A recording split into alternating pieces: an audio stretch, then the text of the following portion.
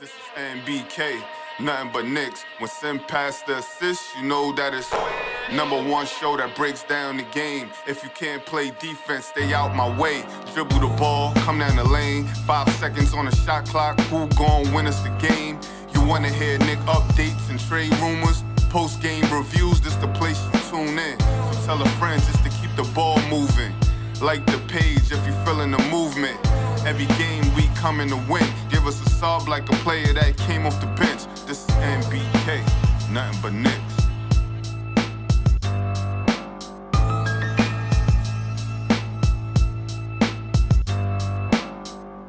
Knicks family, what's poppin'? Is your boy. And your boy is not happy at all. That's why I'm dressed like the Grim Reaper. Because, what are you going to do, man? We started off the game great. Had a double-digit lead. And then we blew it. We blew it. I don't understand. I don't know. I don't know. You know, it's like the slightest bit of adversity and the team crumbles. Right? The slightest bit of adversity and the team crumbles. Yes, J-Rocks, the Clippers are legit. They're a legitimate basketball team. But we're supposed to be a legitimate basketball team as well.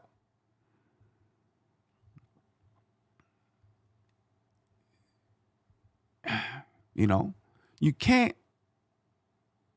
crumble at the slightest bit of adversity. And as soon as the Clippers, they came back, you know, then the lead is going back and forth. And then the next thing you know, we just stop playing good basketball.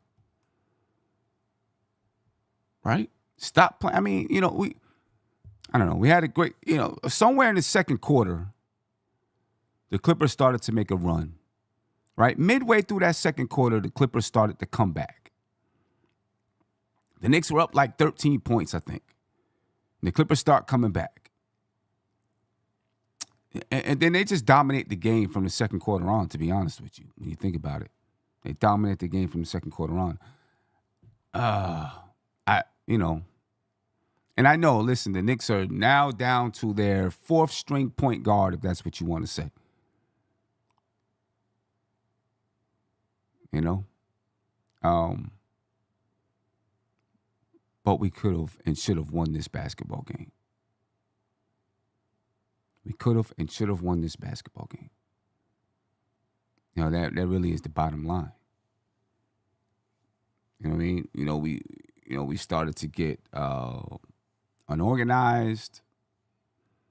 You know, we had, 20 assists or whatever in the first half. And then in the second half, we stall for the most part on the offensive side. And then we can't get a stop defensively. You know what I'm saying?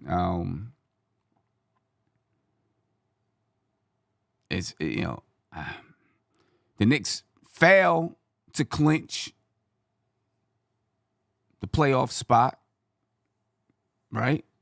You know, a win tonight, and if they win against Milwaukee or whenever it is, they'll still clinch. But they failed to clinch tonight, and they had the golden opportunity to do so. Going up by 13 points. I mean, they were hot to begin the game. They were playing well. I mean, that first half, the offense was beautiful. The offense was beautiful. The defense still, and the first half, I guess it was good. Then it got shaky throughout the game. It's disappointing, to say the least. To struggle against, and I'm not saying the Clippers are a bad team. The Clippers are a good basketball team. You know what I mean? We should have won the basketball game, though. We should have won the basketball game, but now, we are very, very. We're decimated at the point guard spot. Brunson is out. Deuce is out. Cam is probably going to be out. He couldn't come back to the game. So now it's on Tyler. We'll talk about that a little bit later, but it's on Tyler, to run the show for a little bit. And we'll see how that plays out. We'll see what Tom Thibodeau decides to do. It's going to be interesting. Tyler started the third quarter.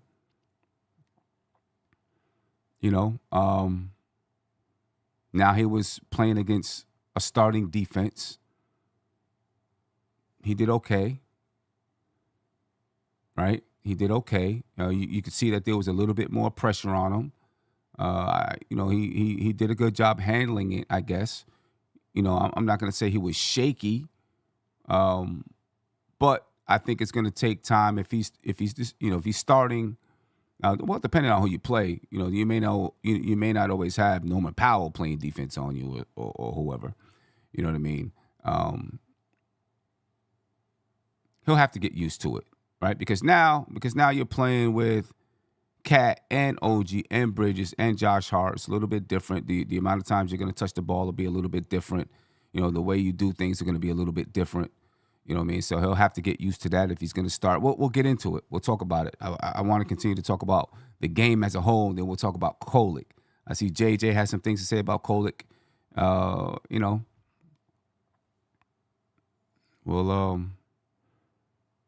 don't know. Kevin, he said, talking to Aunt Diaz, said happens every game. It's Tibbs' scheme. Give up the three and protect the paint. That's a recipe for failure in the playoffs. I don't get it. There were some open threes, but some of them were contested as well. They hit some contested threes, though, tonight. You know what I mean? It wasn't just wide open threes that they hit. You know what I mean? They did hit some contested threes tonight. It's not like they were blazing from the three. Well, no, I'm sorry. That's us. They were blazing. They shot 53% from the three-point line.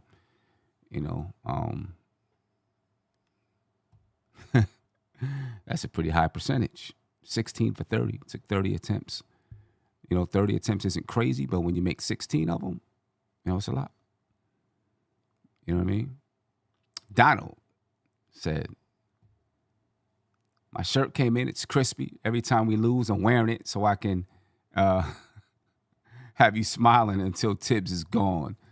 Okay. Rock that joint. You know what I'm saying? Rock that joint. He got the caricature of me.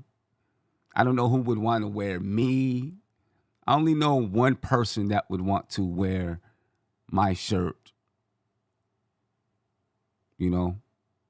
One person. Shout out to her.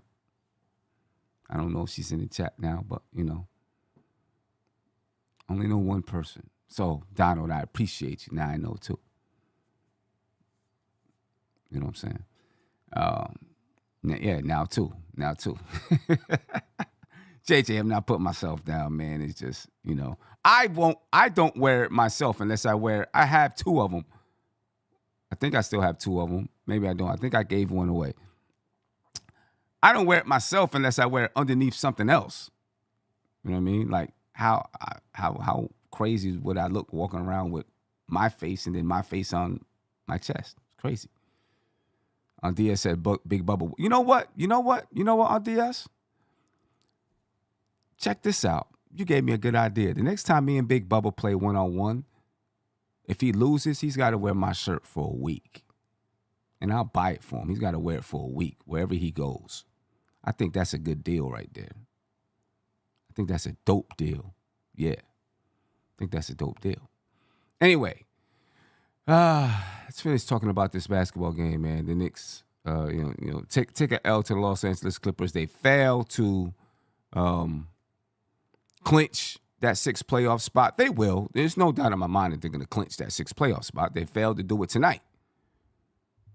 You already know the Knicks are going to be in the postseason, but they failed to clinch that playoff spot tonight. And it felt like they were going to from the beginning of the game with the way that they were playing. And then, you already know how it is. I want to hear what you guys think, though. JJ, you want to talk about Kolek? Give me a call, man. 516-362-5212. I want to hear what you guys think about the game tonight. Tonight, though, the Knicks were led in scoring, of course, by Karl Anthony Towns. Good game, 34 points, 14 rebounds, 4 assists for Cat. Shot 55% from the field. It's 4 for 7 from the three-point line. 8 for 10 from the free throw line. OG Anunoby, again, stepping up and scoring the basketball. 28 points for OG, 5 rebounds, 3 assists for OG Anunoby. I'm not going to lie. Here's something that I'm really, really hoping. Because with what I'm seeing from OG, OG is becoming one of the best scorers that we have out there on the floor. Right? One of the best scorers we have out there. He's a threat now. He's really a threat. He's becoming more aggressive. He's using his size. He's using his body to push people out of the way. You know what I'm saying? He's showing a little mid-range. He's showing that he can get to the basket. He's really becoming a huge threat for us. And, in the playoffs, the Knicks are going to need him to be that threat. The Knicks are going to have to utilize him to be that threat. It can't be Brunson. Got to spread the love. And I'm not hating on Brunson. I'm just saying, we got to spread that love. We're seeing what OG can do. You know what I'm saying? And if OG can be this third guy that the Knicks have, we can be that much better. So we really need OG to continue to be a threat because he is really, really. I'm really impressed with the way that he's playing offensively. He's attacking the basket. He's knocking down threes. He's pulling up threes with someone in his face. You know what I'm saying? Really impressed with what OG is doing. Kevin said it's the perfect time. It is the perfect time.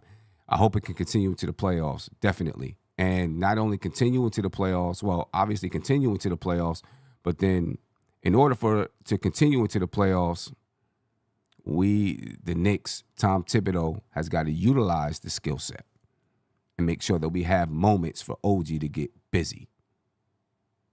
You know what I'm saying? We'll get busy. 28 points, 5 rebounds tonight for OG. Shot 64.7% from the field.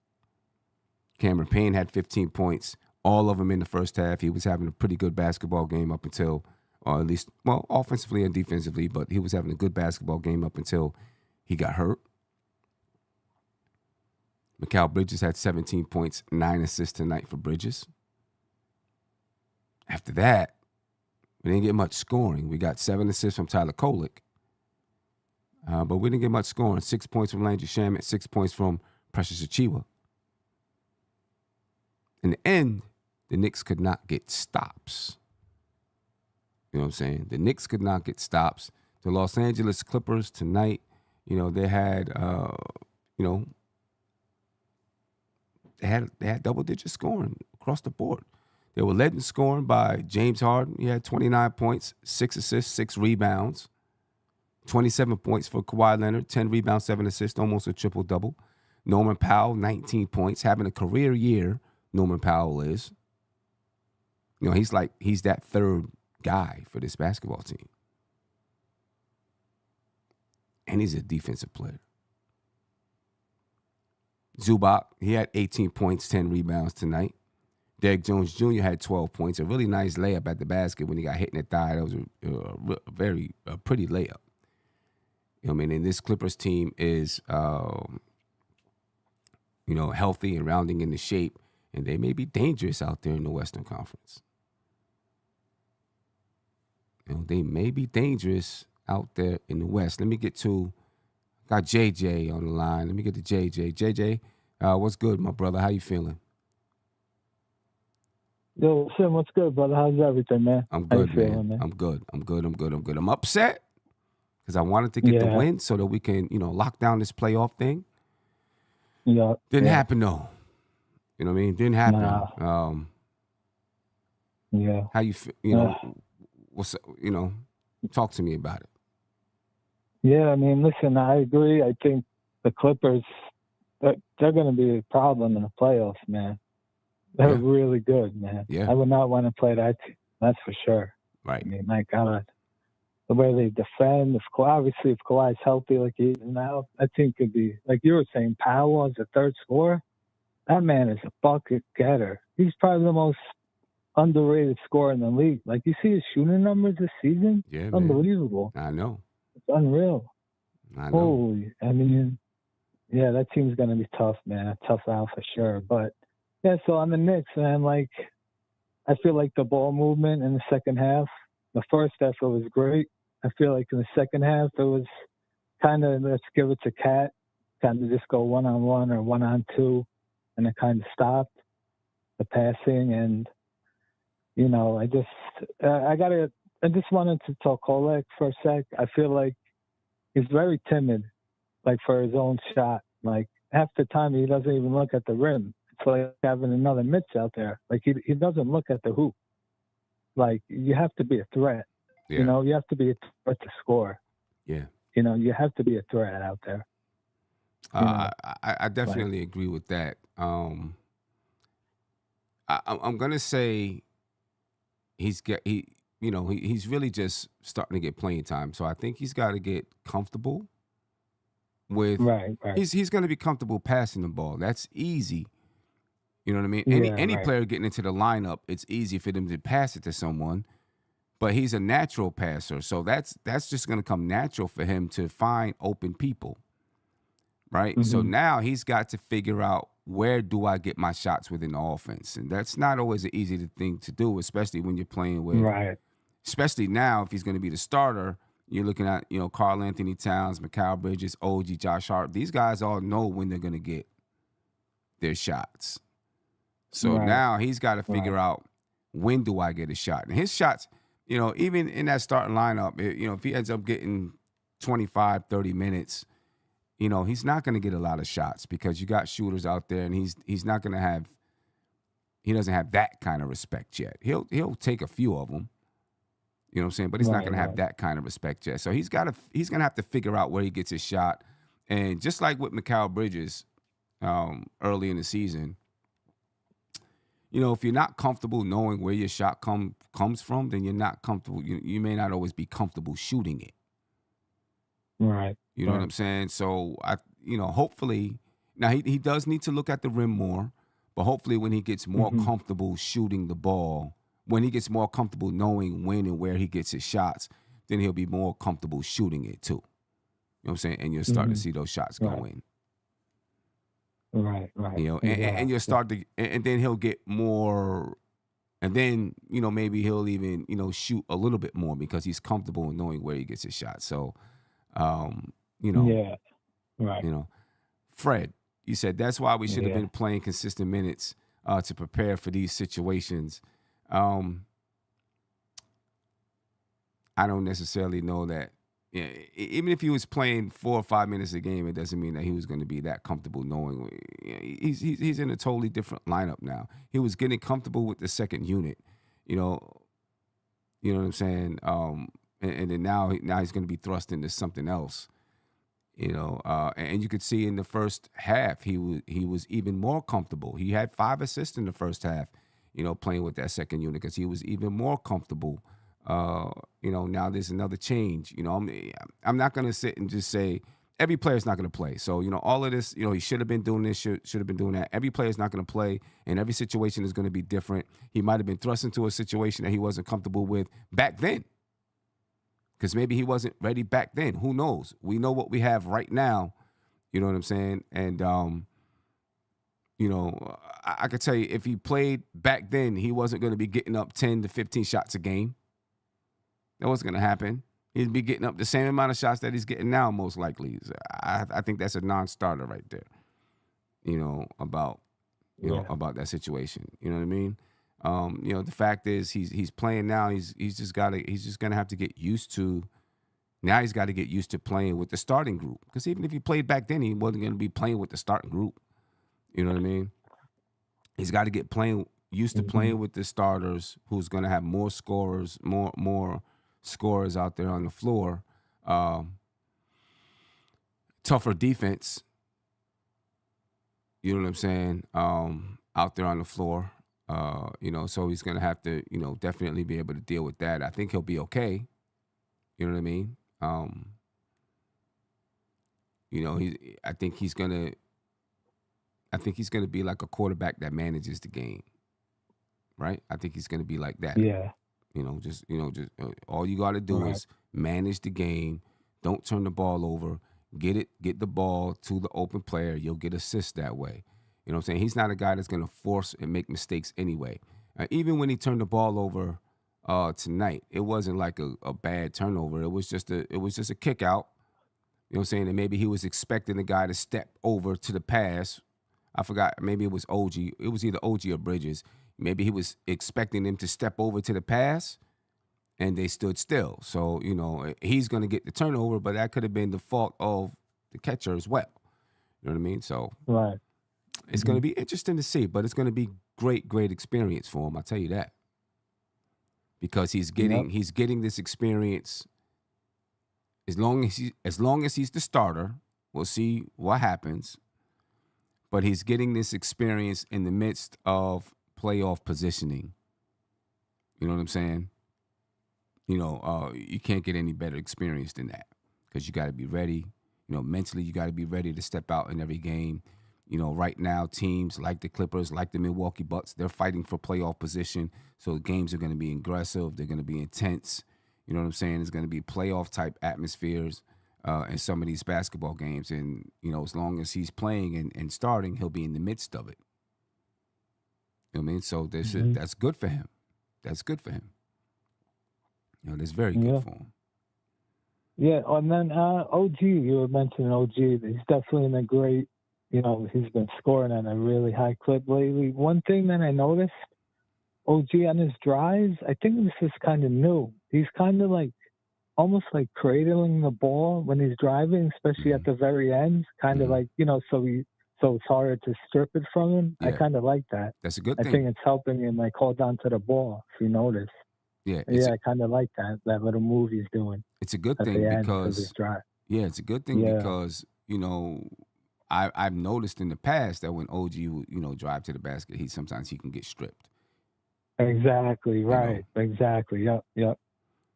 So he's obviously learning and he's becoming more offensive minded. So to become more offensive minded, you got to be able to protect the basketball. Exactly. You know what I mean? Exactly. Got to be able to protect the basketball. So, we'll see. We'll see. Yeah. We'll see what's up. Listen, Kolek could be able to manage the basketball game, but what comes after that? Now, are we really gonna rely on Wright? Oof. We're probably gonna have right now, right? I mean, we're running out of options. I mean, it's probably gonna be Kolek starting and Wright as the backup, right? What else? Unless he starts Wright. Unless Deuce comes back soon. If Deuce comes back, Deuce has a groin. You got to be careful with that. Yeah, for sure. Got to be careful with that. And unless he starts Wright. I seen someone I think it was Kevin just said, he wouldn't be surprised if he started Dalen Wright at the point guard spot. Yeah, possible. I think that would be. Listen, he started him at the top of the third quarter. So, he was, he at least wasn't afraid to start him then. And he played the entire. Did he play the entire third? No, I don't think he played the entire third. He did play the entire third. He played the entire third quarter, and then he played Dalen Wright the entire fourth quarter. So it's hard to pull anything out of this game of what he might decide to do with those guys. Yeah. I'm assuming that he went with, because I thought he would have brought Tyler back around 5 minutes. It was a double-digit game. I'm assuming he felt he needed defense. Yeah, exactly. I think that's what it is. Out there on the floor. Yeah. So we'll see. We'll see what he decides to do against the Milwaukee Bucks. Yeah. I mean, So that'll listen, be like interesting. last thing, like I'm not like right now. I'm kind of not like I'll say like I'm not getting too high over a win or too down over a loss because right now it's just about the playoffs, 3 seed, 4 seed, whichever Like it's just I'm kind of at the point where I'm like wake me up in the playoffs. Like then I'm gonna judge people for real, for real. I'm waiting to see like who's gonna step up. You know what I mean? So it's kind of where I'm at right now. Just get guys healthy, hopefully, and yeah, let's just get to the playoffs, man. You know, Yeah, kind of where yeah, I'm at right now. yeah. I You seen know, I seen somebody in the chat and say something about who cares about locking down the playoff spot or whatever. I think it was Sean. Sean, come on. yeah, I'm kind of What sort are of you that talking too. about? Is what like seeding like 3, 4. I'm not too concerned about that at all, to be honest. Well, we're talking about Like, locking down the top 6. That's what we're talking about oh, locking top down. 6. Oh, yeah, That's what that they you gotta lock that's up. what they were gonna do tonight. Not locking in the 3rd seed. They were locking in the Right, top 6, which is the playoffs. right, 7 and 8 is the play right, in. You don't want to be in the play in, right? So of course you want to win and lock down the right. top 6. Oh, for sure. We'll You know be what I'm saying? good though. I mean, we got what 6-game lead or something for like top 6. Yeah, we'll be all right. We'll I get mean, top 6. we'll get the top 6. Yeah, You know what we'll I'm get saying? that. We'll Yeah, definitely get it. It would have been nice to do it tonight. sure. Yeah, yeah, It would have been nice to do it tonight. yeah. Let me see. The Knicks have 27 wins. There's 10 games left? I think so. 10, Yeah, 10 11. games left. So an Atlanta Hawks loss or a Knicks win and the Knicks clinch the top 6. Yeah, yeah. We'll be straight. Yeah, we're straight. Right? Because because the Knicks have 10 losses. The worst they can be right now is 45 and 37. That's the worst they can be. Right. I mean, I'm sorry, the Knicks have 10 games left. If they were to lose all 10, they'd be 45 and 37. That's the worst that they can be. The best the Atlanta Hawks can be is 45 and 37 if they were to win the remaining 10 games on their schedule. Right? So the Knicks just need a win or a loss by the Hawks, and they'll lock down the top 6. So Yeah, we'll get that. Yeah. That's what and let's hope Andias said let's hope Miami beats Atlanta tomorrow. Yeah, if Miami beats Atlanta tomorrow and Miami Miami is they're in that 10th spot. I don't see them falling out. The Toronto Raptors are 26 and 47, 4.5 games behind the Miami Heat for that 10th spot. I don't see Miami falling out of it, but I'm pretty sure they'd like to move up to that 9th spot if they can. So, because then they would get that home Right. that Then you're home home. game. Right. They'd get that home game in the play-in. So, Right. the Knicks will Yeah. lock it down. I would have liked to lock it down by winning, right? By us controlling it. We win the game, we lock it down. Yeah. Not because Right. Atlanta lost. You know what I mean? But hey, Exactly. I'll take it either way. I'll take it either way. Right. I'll take it either Yeah. way. It'll be interesting to see how that 4, 5, 6 plays out. Who we play. Who will get 6 seed or with Milwaukee losing Dame. It's a good shot that the Bucks end up 6 probably. So. Yeah. There's a good chance that they end up 6th.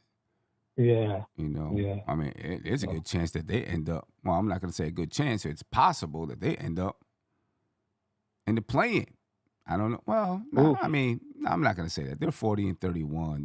They have enough to keep winning basketball games. So yeah, I they think won't they end should up in the stay out play-in. of. Yeah, I think they should be okay in that They sense. shouldn't end up in the play-in. They're not that close. They're 5.5 games, above. So I don't see that happening. They'd have to really, Atlanta would have to win a bunch of games and Milwaukee would have to lose a bunch. So I'm not worried about that. I mean, hey, you prefer that matchup, especially if I don't know if Dame's going to come. Honestly, that was kind of the matchup I preferred, to be honest, even with Dame. So without him, I'd prefer that even more. So right. Obviously, you hope everything's all right with him, health-wise, spurs up. Obviously, that's Right. Prayers up to Dame, but Well, the that Knicks was have. probably the matchup I wanted. Yeah. Well, I mean, if Milwaukee falls down to 6, and which there's a good chance Yeah. that could happen, the Right. Knicks remain in that third spot. That's who we'd be facing in the first round. Yeah. Right. They Yeah. still got Giannis out there, so Yeah. You got they still, Giannis, you got a chance, right? they still got Giannis out there, so Right. you know what All I right, mean. Tim. Appreciate you, brother. Appreciate it. Thanks a lot, man. Yeah, Take it no easy. doubt. Be easy. Peace. Yeah, Sean said, Sim don't want to tell y'all Tom Thibodeau's playoff record, but I will. He's 37-47. That's all you guys need to know about him as a coach. I don't need to tell it. It's the facts are the facts. The facts are the facts. There you go. You said it. Great. There you go. The facts are the facts. People can go look that up. People can go look up how many wins he has as a Knicks coach, how many losses he has as a Knicks coach. People can go look up, anything that they want. The information is there. Google is there for a reason. You know what I'm saying? There's no reason to even bring that up right now. There's no, like right now we're talking about the Knicks locking down the top 6, locking down the 3rd seed because they're not going to catch the Boston Celtics. There's no way. They're 8 games. They're 8 games behind the Boston Celtics. No way. Right? So lock down the 3rd seed. That's what I'm talking about. You know what I'm saying? That's what I'm talking about. I would love to see Sean and Greg get out there and coach any basketball team, a community service basketball team. I would love to see how well they do. And I don't have much confidence in them. You know what I mean? Not to diss you guys. Just saying, I don't have much confidence in what you would do with those basketball teams. It's very easy to look at the game from a distance and say, oh, you should do this, that, and the third. Just like it's easy to look at somebody else's situation and say you should do this, that, and the third. You know what I'm saying? It's not as easy as you think it is when you're standing on the sideline. I could tell you that for a fact. It's not as easy as you think it is. There's a lot of armchair coaches in the world, millions of us. Millions of armchair coaches. You know what I mean? That don't get paid to coach,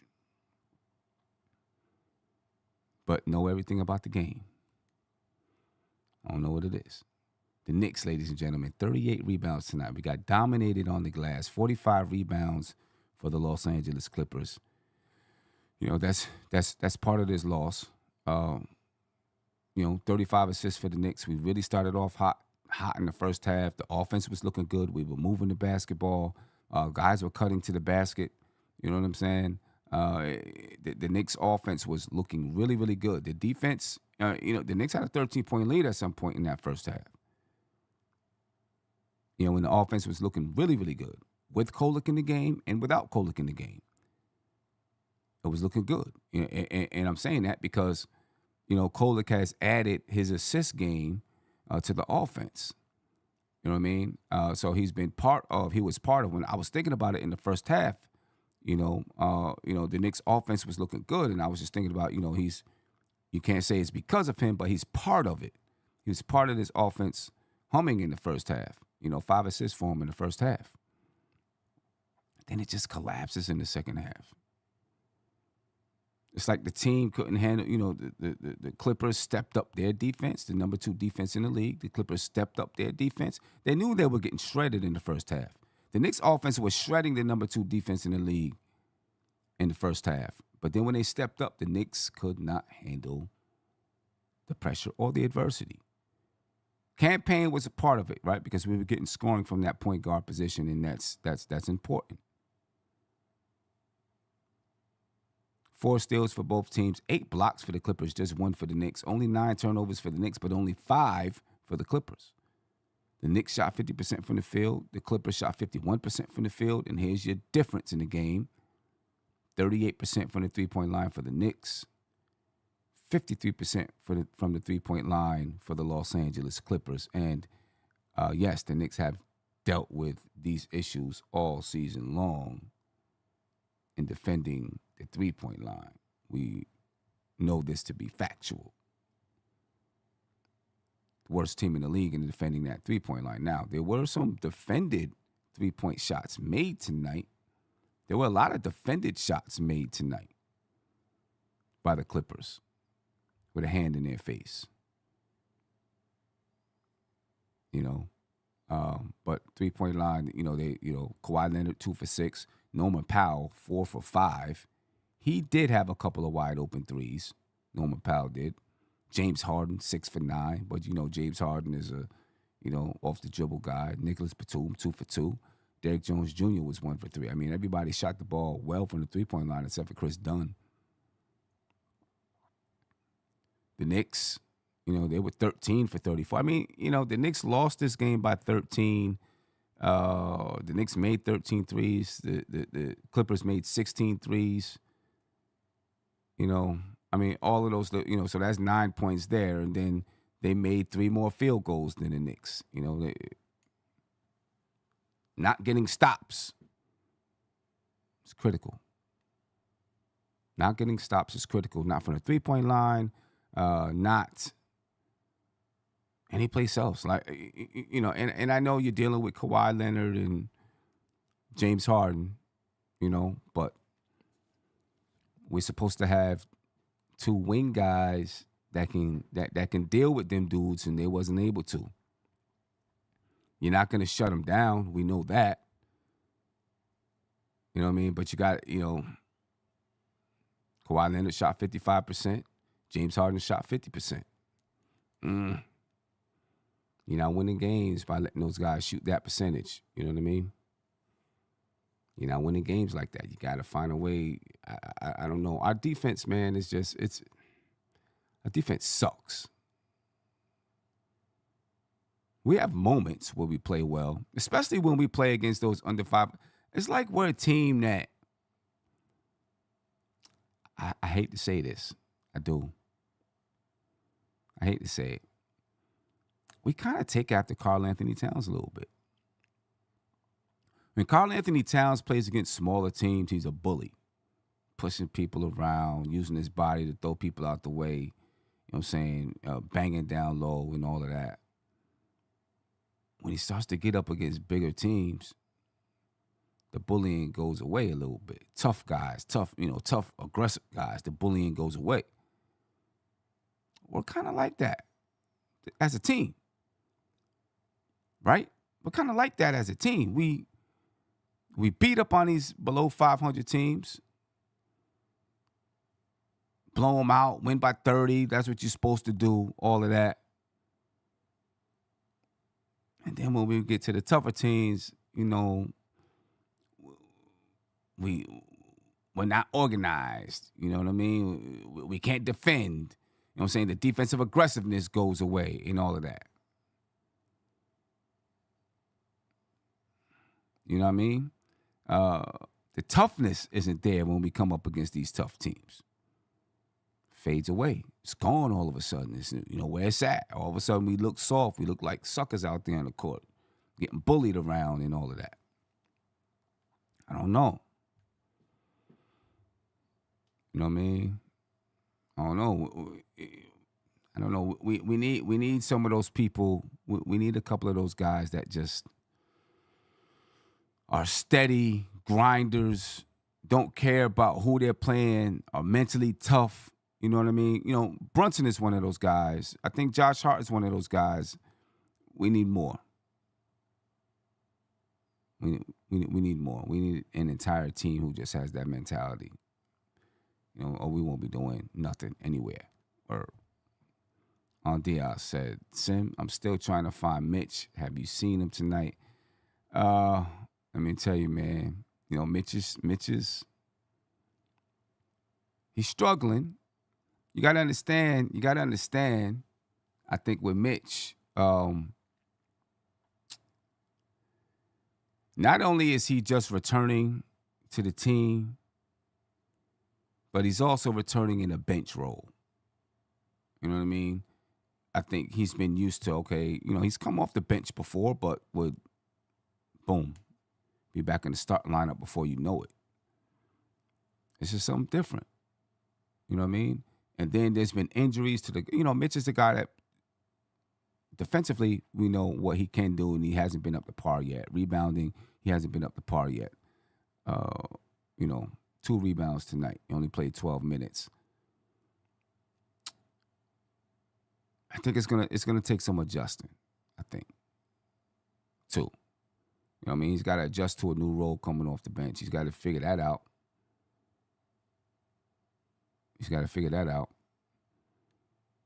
I mean, as a team, we're adjusting to. We got a lot of players adjusting to stuff. I don't know, man. And we'll come up to the playoffs. Amani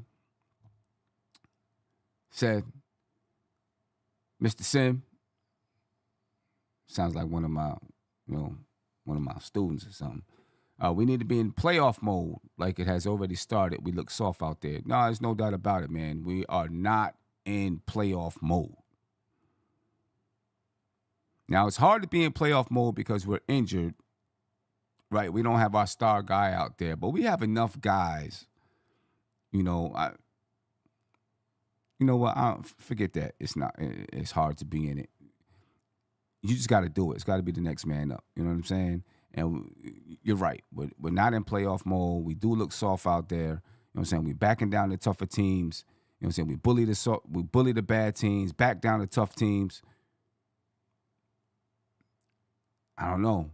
Our mindset's not tough, and we'll get eliminated. You know what I mean? We'll get swept in the second round like that. You know what I mean? B-baller said we had every damn player on the roster injured last season, and we looked 100 times better. That's without a doubt. You know what I'm saying? We had different players last year, though. You know what I'm saying? We had the mentality of the team was different. We had a tougher-minded team last year than we do this year, in my opinion. So, yeah. You know what I'm saying? When, guys, all these guys, OG was out, Randall was out, Brunson was in and out sometimes, and we were still, we were just grizzled and tough. It's not us now. It's not us. Now, I don't know. And that scares me about the playoffs because you got to be grizzled and tough when it comes to the playoffs because the mindset is different. The refereeing is different. You know what I'm saying? It's Mitch was out, B-baller. Yep, Mitch was out. The mindset is totally different when it comes to the playoffs. I just don't know if we have that. This team has that mindset. I'm nervous about that. You know what I mean? Fred Warren said, facts, we have enough. It's the schemes. We're not getting the best out of our players, and that's on Tibbs. But see, here's why. I want you to go back and look at the first half of that game and see what our offense was doing. Right? That wasn't by mistake. That's by design. You know what I mean? You got to continue to do that. You got to, you see it's happening. You see that you can have success doing it. And we've seen this team do it throughout the year from time to time. It's not always consistent.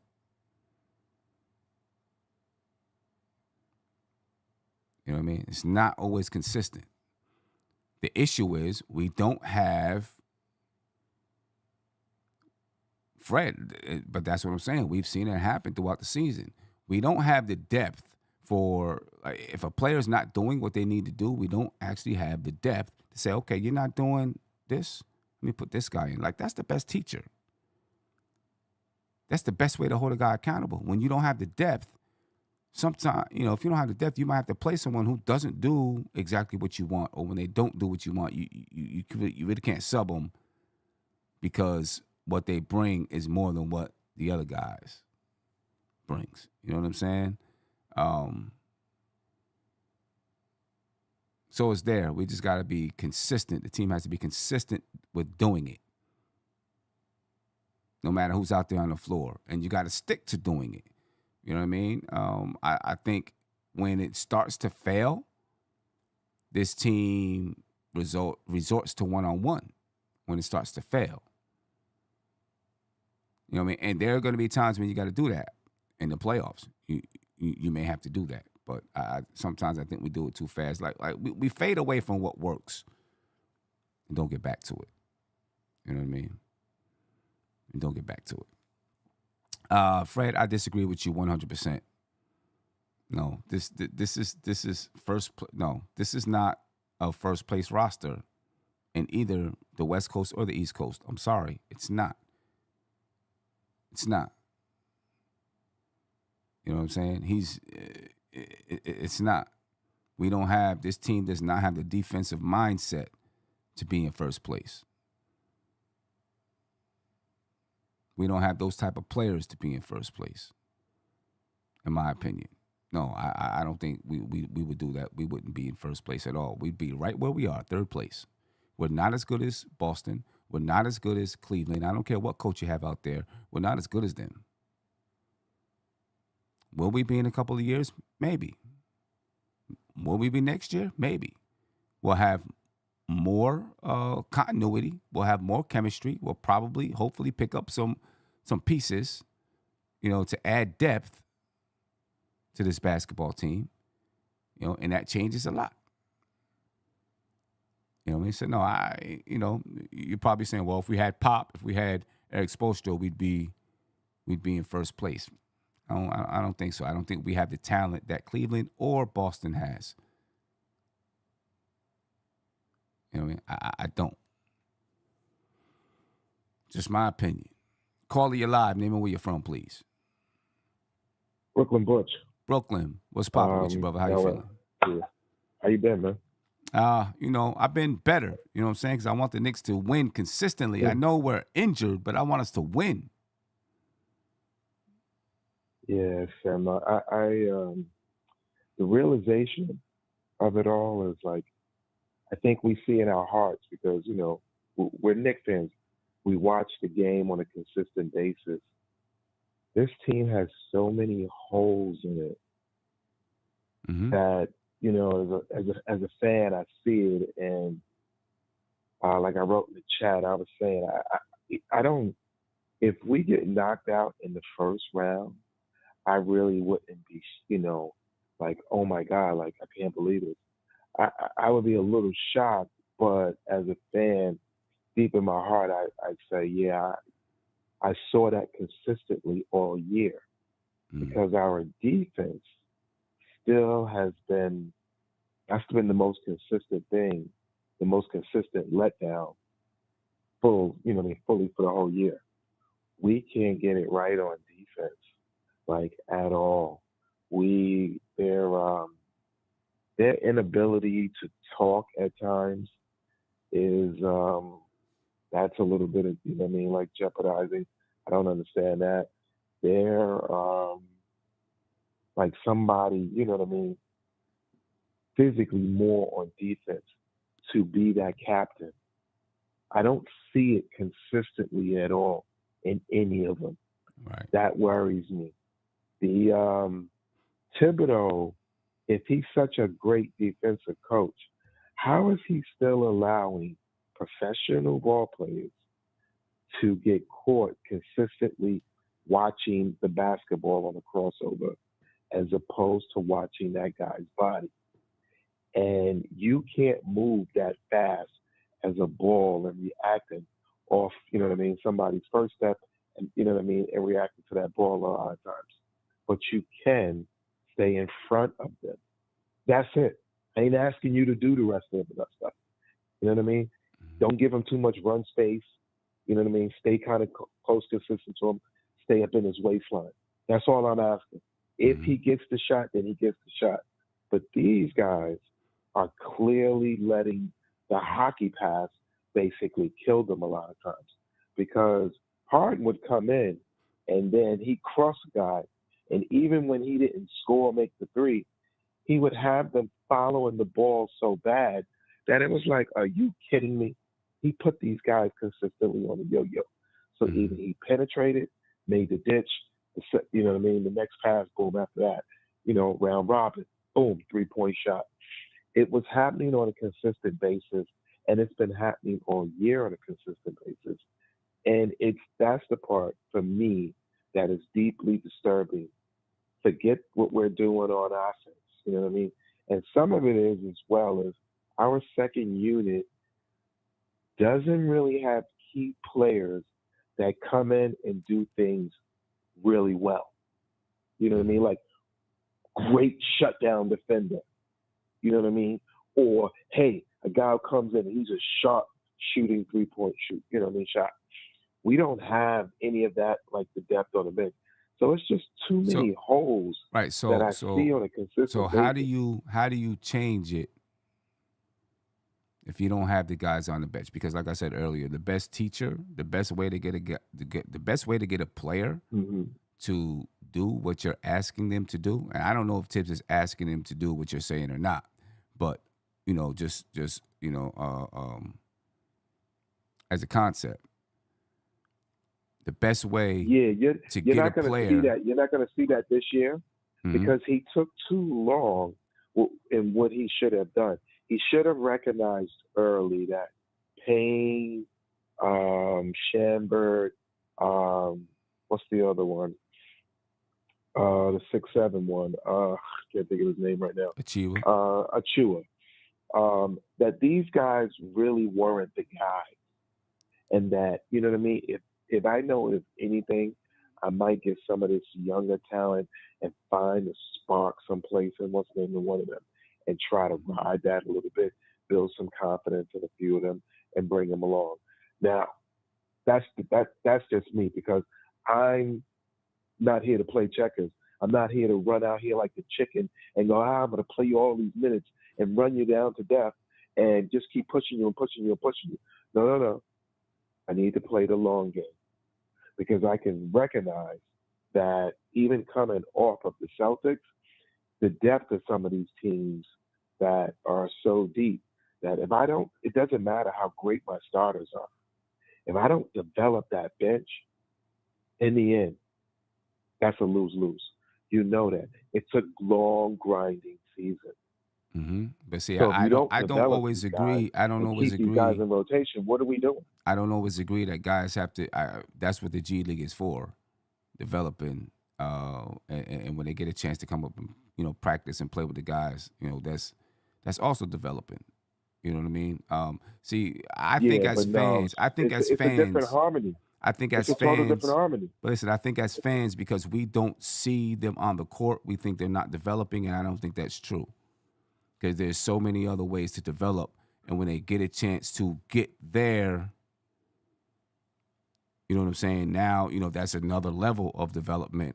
So people are always saying, well, they're not playing, they're not developing. I don't think that's true. No. Don't. They're not developing in the NBA, and they're not developing with their team. I mean, They're well, let's developing talk. as Well, let's look at individuals. Deuce. Well, let's But look at that Deuce. harmony, Let's look at Deuce. Right? Did Deuce develop? Deuce developed where though? Once he started getting those minutes. I mean, Once he started getting those minutes in the NBA. but he was. I mean, so you're saying he wasn't developing when he was playing in the G League? I'm saying he wasn't developing with his team. But I'm saying, I mean, Two different things. but sometimes you We've got to take seen the some of it. steps. Sometimes you got to take the steps. I think this is what people miss. Like every player is not going to come in and just be good. You got to take the steps. Some players will, some players won't. You got to take the steps, and that's what the G League. That's the whole purpose of the G League, right? It is a developmental league where you are developing players. They're learning the schemes that you want. They're learning your system when you have them there in the G League. They're learning about being a professional. Some of them may or may not, know what it's like to be a I mean, it's so much more, I mean, and what we don't know. But Sam, let me say it like this. But look, but hold up. But there are so many things that we don't know. Mhm. All we look at, all we see, right? And every team and all of their fans call these same things into question with their organizations. I listen to other podcasts and watch and listen and see comments from almost all the teams in the league, and they all have questions about is this player developing, this guy should be playing, this, that, and the third. Everyone does the same thing. As fans, what we don't see behind the scenes, we don't know what kind of mentality the player has because, we're watching from afar. The only time we get to see them is when they do play or they are on the bench or whatever it is. We don't know what kind of mentality they have. We don't know what kind of transition they're dealing with coming into the NBA. Like, all of these things come into play that we have no clue about, and we won't. You know what I'm saying? We just say the coaching staff ain't developing these guys or whatever it is, and we don't know anything about. I mean, how many times have we seen there's a player in the G League somewhere and we thought they should be doing this, doing that, and the next thing you know, they're out the league. And then next thing you know, you hear, well, this player was doing this. And you're like, oh, shit, I didn't know that. You know what I'm saying? Oh, this was happening in that player's life. Like, we don't know these things. There's so much more that goes to than just the guy's not playing on the floor. You know what I'm saying? And there's so many things that have to go into development. And I know people are saying excuses. They're not excuses. I'm not arguing that. You know what I'm saying? They're not agree excuses. With you. But they are two different things, though. What is? Because you can take Kevin Durant to this team, and then all of a sudden Kevin Durant not be good. But I'm not talking because about it's the chemistry point of playing those minutes with the team. I'm not. I get that. You could put anybody on any team, and it might not be good. You know what I'm saying? What I'm saying is, yeah, but Sam, now I'm gonna give you just a little pushback. The only pushback I'm gonna give you is that this, and I don't mean by any offense, but you're looking at, and that angle is from a fan. This is a business, and in the business point, you have to recognize that in the business point, hey, what I have and what I don't have, but then two, you need to develop. Yeah. Because when you develop them in the NBA, on the team, because that's when the NBA scouts really see what that is what that is, and that begins to get value. Like Deuce has tremendous value because you developed that, and it became a value. Right. When you don't continue that process, and then all of a sudden we say, hey, we might want to make a trade or do whatever, what value do we have? Yeah. Because we don't have our draft picks now. You have to develop talent.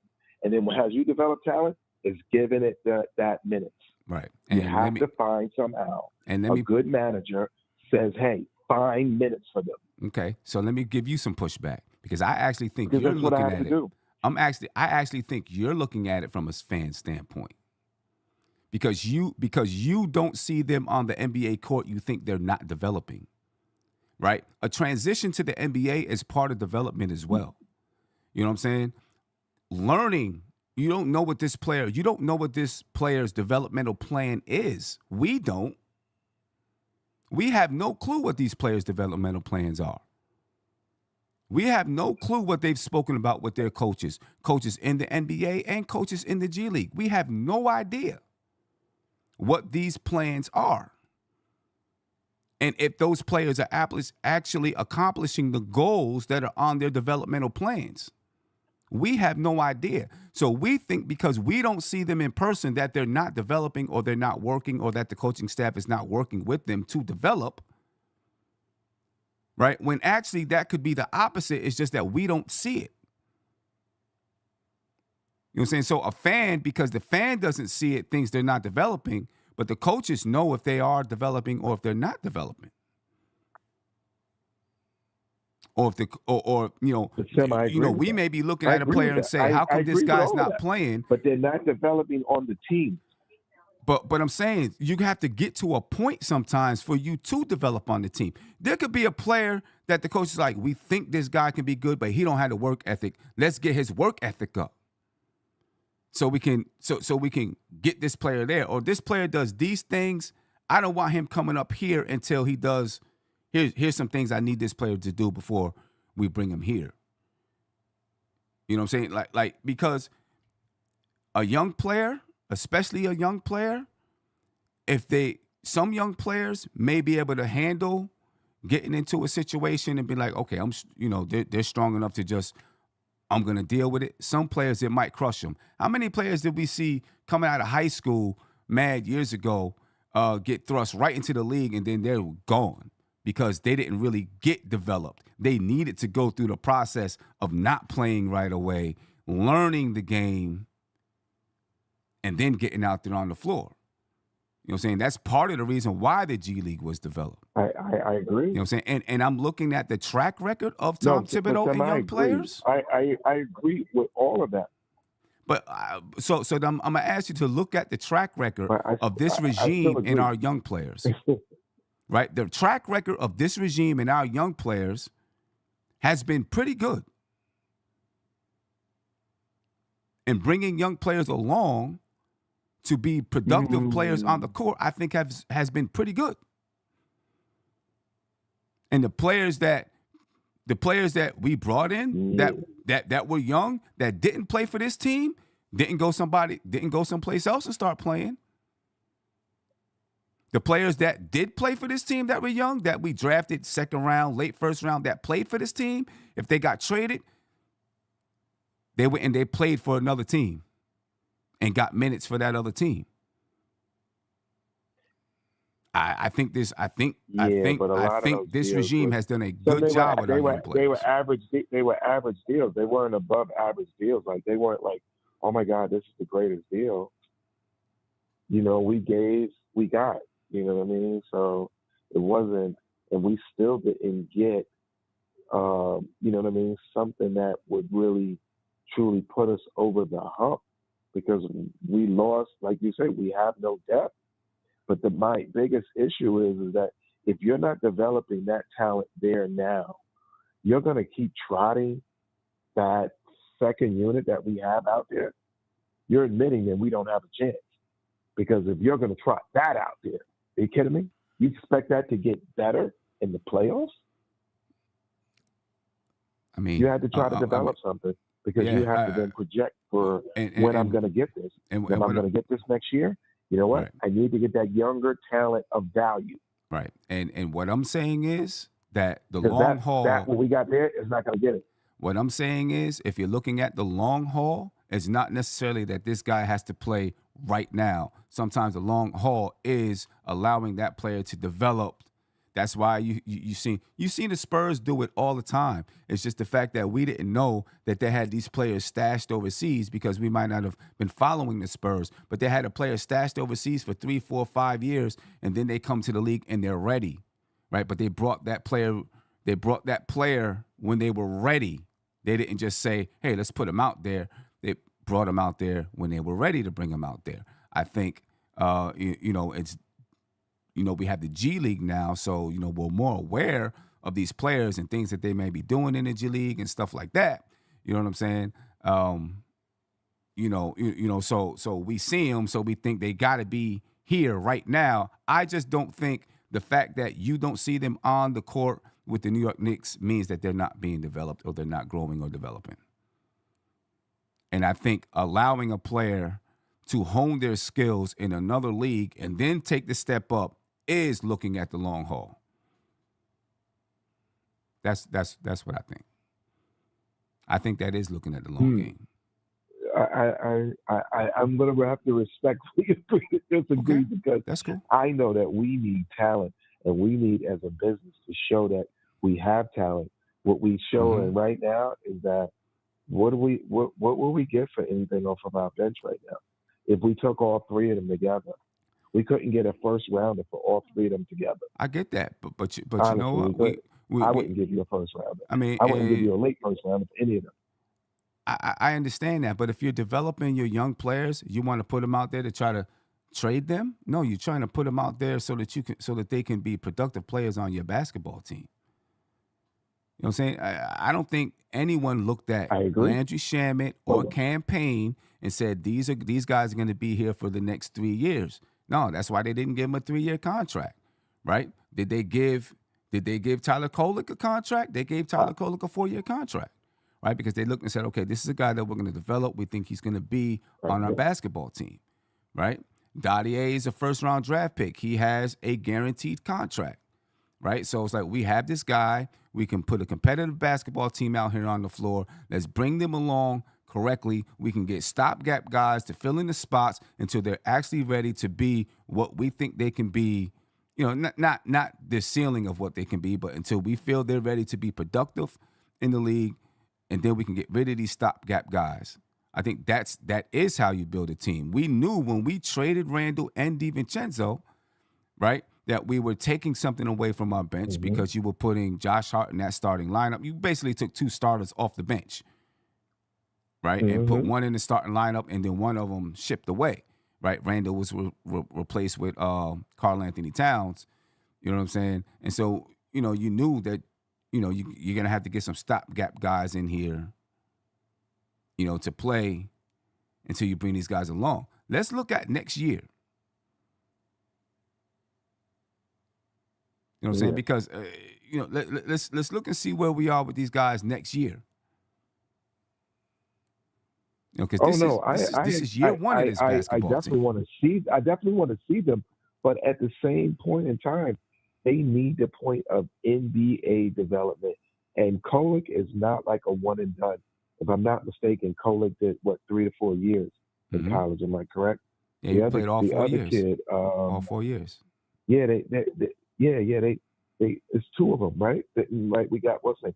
So it's not like they're like, you know, one and dones and what's name. These guys are basketball players, and in your heart, don't you think if Kolek would have not started per se, but early in the year, been getting like, you know what I mean, a little bit of minutes here and there, you know what I mean, especially that we were grinding our players out, you know what I mean, and letting him come in a little bit and get a feel for what's in, we would be in a much better place. We would be in a much better place. We'd be in a much better place right now. He's a natural leader. He's a natural point guard, a natural offensive weapon. He is. He has that leadership skills. He is. You know, listen. He played a few games. The coaches seen whatever they seen and made a decision that he needed to hone his skills in the G League. Because he got in some minutes early in the season. Whatever they seen, they say, you know, we want you to work on this. And then you work on this, get whatever it is better, and when you get your opportunity, we'll put you out there. I think that is how development goes. I think that's how development goes. I mean, because he had some chances early in the year, and I don't know, none of us know the reasoning behind it, but it was okay. Maybe we want you to work on this, that, this, and that, and this, and that. You get a chance, we'll put you back out there, you know, and see how it goes. Do I think that he would have? I don't know. I can't agree or disagree with you. It could be that if he would have played earlier, he would be better now. I mean, he's doing well. I don't think he would have changed anything defensively between that time. But he works hard on that side of the ball still. Would he be better now? I don't know. Was he ready then? I don't know. We might have said, okay, we're gonna throw him out there, and because he wasn't ready, maybe there was some fundamental things that they felt he needed to work on that caused him to fail. You know, because the one thing a coach's job to do, one of their jobs as well, is to put players in the best position to succeed. Mm-hmm. You know what I'm saying?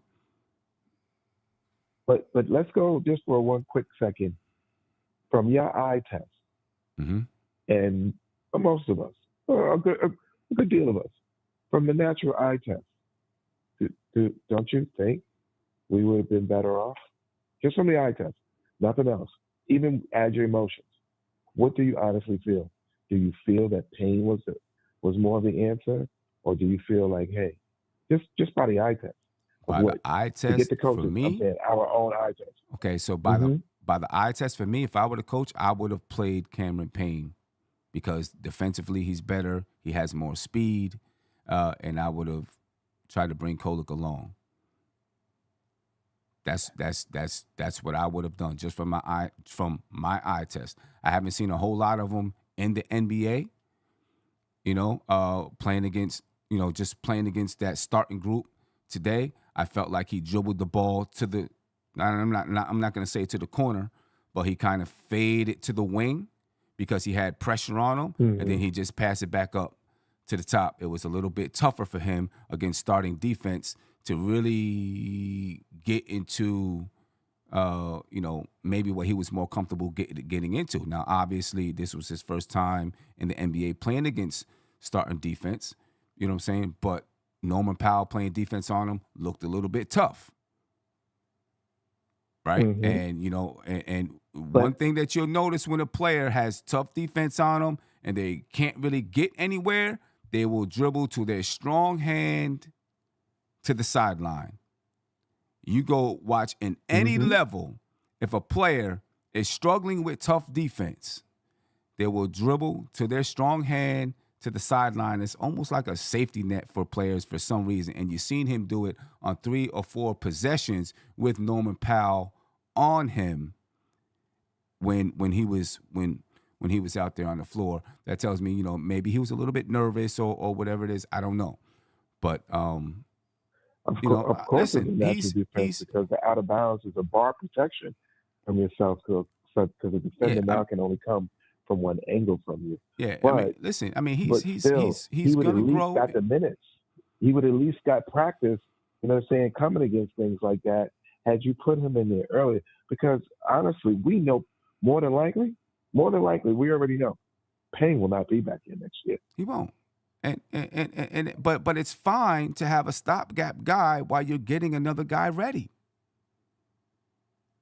Yeah, but Brooklyn. I just see it as we need a bold future and we need to push forward. I just think our timeline. You know what I mean? Like if you're going to take older players for that point of like in the draft point, that you knew that they were ready made to come and go, not to sit around and once they're here, because this, you know what I mean? Like we're sitting back, you know what I mean? Like I feel like more so, hey, we'll wait. No, you need to develop those players because it works in 2 ways. Either they're better on this team or they are better trade bait, one or the other. But if you can't show me as a business what the value of these things is, and this is a business point, that's not attractive to me, especially if we're here to try to make moves in the off season, because money is now still, you know what I mean, tough. So with money being tough and having a little bit of talent, that doesn't work. Okay, I understand. Brooklyn, I appreciate your time, man. Appreciate you too, brother. Peace. Have a good one. Talk to you soon. No doubt. Yeah, I think I don't know. I think sometimes we have the wrong mindset of what development is. You know what I mean? It's not just playing in the NBA. There's so much more that goes into development. We're always quick to say, this guy or that guy isn't being developed. And I'm not trying to hate on Tyler Kolek. I love what he's been able to do so far. And none of us know if what he's been able to do over these past few games has to do with him developing in the G League and not playing earlier. We don't know that for sure. You know what I'm saying? The only thing that I'm doing is looking at the track record of this team of this regime with young players, right, that have been able to either come up through the G League like Deuce did and is now an instrumental part of this basketball team. Emmanuel quickly played as a rookie. Quentin Grimes played as a rookie, started games as a rookie. Obviously, R.J. Barrett did. You know what I'm saying? Like, these were all young guys that this regime, and not everyone on this coaching staff, but, the coaching staff of this regime since Leon Rose and Tom Thibodeau and those guys have taken over, these are all young guys who have been successful. And none of the other young guys that we drafted and didn't play or anything like that went anywhere else and been successful. It's not like we drafted someone and we didn't play them and then they went somewhere and became, even an average player. No, that didn't happen. Guys that we drafted that this regime played went elsewhere and played too. You know what I'm saying? That's how development works. And Brooklyn was saying, when I was talking about young players coming into the NBA, I'm sorry, you cannot discount the transition. I don't care if you went to college for 4 years, you were overseas, you went to college for 1 year. Every player is going to handle that transition differently. That's part of their development as well, believe it or not. Playing is obviously the bigger part of their development, but that's a critical part of their development too. You know what I'm saying? That is a very critical part of their development. How you transition into the league, because you got to have a mindset to be ready to get on the court and perform at your highest level. You know what I'm saying? And when you have a developmental plan, which I'm pretty positive that this coaching staff has for all of their players, you have a developmental plan. Your job is to accomplish some of these goals and to continue to work to accomplish these goals. That is your development until you reach a level where their coaching staff says he might be ready to crack a dent in the rotation.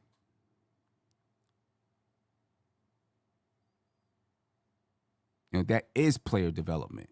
Just because we don't see it as fans, because we don't see those things that are going on that are part of development, does not mean that they're not developing.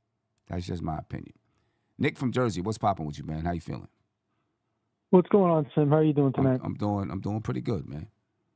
Well, I'm disappointed that the Knicks lost, but I'm doing good. Yeah, me too. I mean, we've got 10 games left. They got to go 5-5 for the 50 wins. Last year they had to go 5-0 to get 50 wins. So in the last 5, but I think they'll get that 50. I think they'll retain the 3rd seed.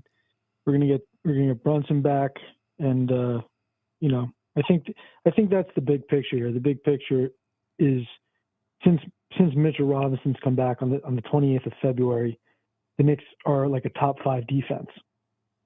And, right now I think they're 6th, but they were 1st at the beginning of the day today from February 28th until the present time. Right. They were 1st in defensive net rating. They were about a half point better than the Oklahoma City Thunder over the last month. So that's the big picture. I know everybody wants to talk about Kolek, and it's like, holy moly. It's just hilarious. I think what's very funny is that the fans who are the most bullish on guys like Kolek and the rookies are the ones that simultaneously have the least amount of confidence in Thibodeau's player development timeline and program. So it's like, which is it? Are they ready or are they not?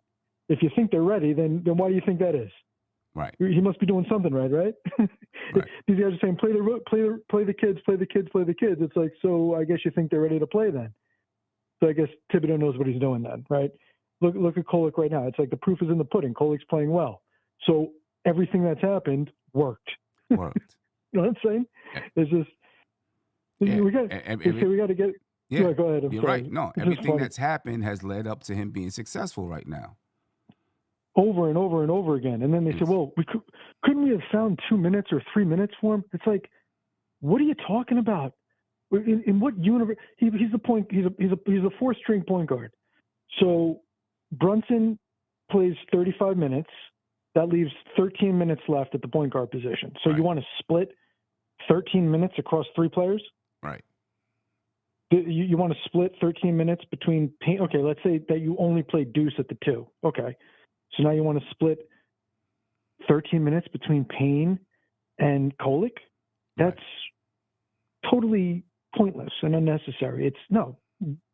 Prepare Kolek on the bench as his rookie year, get him ready for next year when Payne is probably not going to be on the team, and then Kolek will take over for Payne. I mean, we've done this over and over and over again. We did this with Deuce. Right. Deuce came in, took over for Derrick Rose. I was actually at that game in December of 2022 when Tibbs cut the rotation from 10 to 9, took Rose out, took Fournier out, put Deuce in. Then Deuce went back to the bench because we made the Hart trade. And then finally, when we made the OG trade and IQ got out of here, Deuce came back in. And what was Thibodeau doing the whole time? What was the coaching staff doing the whole time? They were watching Deuce's shooting in practice. Right. And they were saying, oh, he could actually shoot. He's not a 25% 3-point shooter. He's more of like a 40% 3-point shooter. He's just got to get consistent minutes. So as soon as we made that OG trading, IQ went out of here. We re-signed Deuce. We were able to have confidence in him being the backup to Brunson. Well, we're going to do the same thing now with Kolek, in another year or so. Same thing. And it's just like it's just wild that the people don't understand that they just keep giving out these cliches about the timeline. That it's like, this is the timeline. It's a good thing to have things in your back pocket, Yeah, exactly. You know what I'm saying? Because, if Deuce wasn't developing, in practice and they could see what he can do, they may not have had confidence to trade Emmanuel quickly. They may have said, okay, we've got to pay him more than what we think we want to pay him, to keep him here because we don't have anything else. But they knew, you know what? We got Deuce. Right. And here's the things that Deuce can do. So we can put Emmanuel quickly in the package to be able to bring back OG Anunoby. You know what I'm saying? And now, absolutely. And we don't have that guy. Well, I guess Deuce is that guy, but you're not trading Deuce to make room for Kolek. You're going to be getting rid of Cam to make room for Kolek. You know what I'm saying? Right. And so, these are great developmental minutes. And yes, people are saying he's only playing because players are injured, but that's how it happens in the NBA. That's how it happened for Tom Brady. Right. Maybe the greatest football coach ever had Tom Brady on the bench, and then I can't even think of his name. What's his name? Got hurt. Bledsoe. Drew Bledsoe got hurt. Tom Brady comes in, and you see what Tom Brady is. You know what I mean? And right. That's how sports goes. I mean, I don't understand it. That's how sports. That's how it is in sports. You get your turn, because you may not always be ready when us fans think a player is ready. They may not always be ready. But when you get a shot, you take advantage of it, and then you say, okay, yep, we got to keep this guy out here on the floor. Let's get rid of this guy now. That's how it goes. In the first 4 years, or 3.5 years, let's say, of the Leon Rose, Tom Thibodeau era, we had our rotation, the Knicks rotation was at least 2/3 or even sometimes 3/4 young guys, homegrown players. We had, and they all had their opportunity at some point to get in there. We had R.J. Barrett starting. We had Mitchell Robinson starting. We had Quentin Grimes starting. We had Emmanuel Quickley and Obi Toppin playing every game in rotation minutes. We had Deuce McBride and Jericho Sims had their opportunity. Deuce McBride has his opportunity. Right now, what they did is, and because Tibbs was able to maximize those guys, as well as veterans like Randall and Dante DiVincenzo, we were able to trade those guys for Karl Anthony Towns, OG Anunoby. We were able to consolidate picks, go get Mikal Bridges. And the survivors of all of that are Mitchell Robinson and Deuce McBride.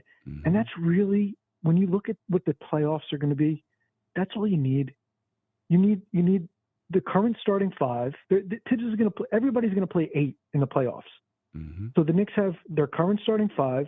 Then they got Mitchell Robinson. They got Deuce McBride, and they're probably going to play, given the fact that he's liable to go off, Cam Payne as the 8th man in the playoffs, and then Achua and Shamet will be 9 and 10. All this stuff about the 11th, 12th, 13th, 14th guy, it's like, what are we even doing? They're developing. They'll take over next year. Hook Porty might take over for Achua. Achua might leave.